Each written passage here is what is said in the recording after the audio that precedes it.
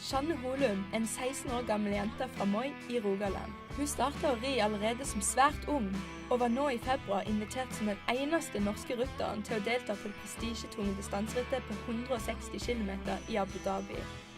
Presidentcupen er et ritt hvor det å gjennomføre er ingen selvfølge, og hvor statistikken sier at det er mer sannsynlig at du ikke vil klare det. Sammen med hesten Opal, som har fått godkjent denne distansen 2 ganger før, klarte Sjanne å få en 47. plass ut av over 130 hovedsakelig emiratiske konkurrenter. Hun fikk en gjennomsnittsfart på 16,67 km i timen, noe som er den 4. raskeste farten i Norge på denne distansen. Tidligere har Sjanne deltatt på Nordisk-Baltisk i 2010, hvor hun på hesten Yasir fikk 6. plass individuelt og gull sammen med det norske laget. I 2011 deltok hun på VM, som den gang også var i Abu Dhabi, hvor hun fikk 29. plass på hesten Farva. Og i 2012 deltok hun og Farva på EM i Belgia, hvor de etter mye uheldighet endte opp på en 24. plass. Så hvilke forventninger hadde du egentlig til dette rittet? Jeg håpte jo at det skulle gå bra da, for jeg visste jo ikke hvordan hesten ville reagere på når han kom ned så varmt land. For her i Norge så kom jeg jo fra minusgrader da. Ja, men tenkte du liksom nå at du skulle ned der og vinne? Nei, jeg tror ikke akkurat det var det første jeg tenkte på, fordi de som bor der nede har jo veldig god sjanse, de er vant med varmen og ørkenen, og de trener liksom de beste hestene til dette rittet da, så det er veldig stort å vinne liksom. Dette er liksom det viktigste rittet der nede? Ja, det er jo... Ok. Nei, men når du skal reise ned her til Abu Dhabi og sånn, og det er den høyeste klassen, og det er tøffeste konkurransen, og hvordan må du trene? Hvor mye må du trene? Hesten har jo blitt trent jevnlig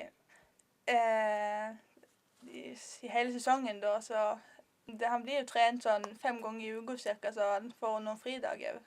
Men hvordan var det der nede? Det er jo helt fantastisk, det er jo just et eventyr når du kommer ned der. For det er jo noe helt annet her hjemme enn bare det at selv de folkene som bor der og går med de klærne som de går med.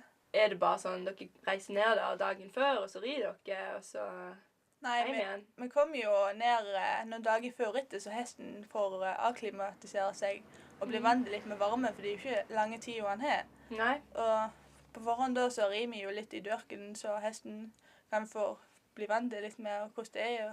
Ja, var dere litt turister rundt, liksom, eller var det bare rittet gikk i? Gjorde dere andre ting? Vi hadde jo planer om det da, men til den tidsskjema ble jo veldig stramt. Det var jo veldig mye vi skulle gjøre, og når vi kommer ned der, så er det veldig dårlig på informasjon, så det blir veldig mye venting. Så. Men vi fikk jo være rundt og se litt, og det så de arrangerte for oss fikk vi jo være med på. Hva de arrangerer for dere?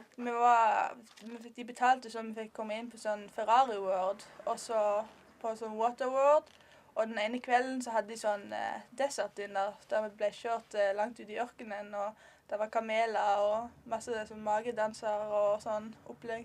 Hvem er det som betaler for alt dette? Nei, det er nok sjeikene. Hvem bestemmer hvem som får lov å være med på dette rittet? Det er jo han som arrangerer hele rittet, som heter Adnan Sultan, og han ser på hvem han inviterer. Og sånn.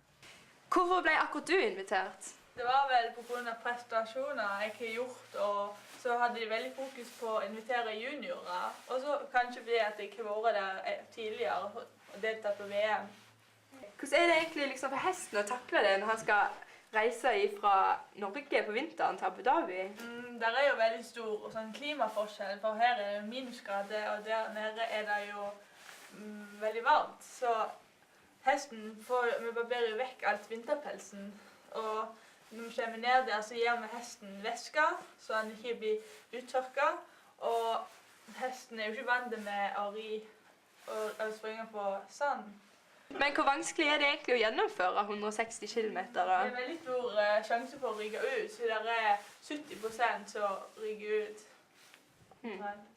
Ja, men er det liksom sånn at dere bare rir, og så rir dere de 160 km, og så kan alle som vil gjennomføre? Nei, hesten må jo gjennom mange veterinærkontroller underveis i rittet, for det er jo etappevis.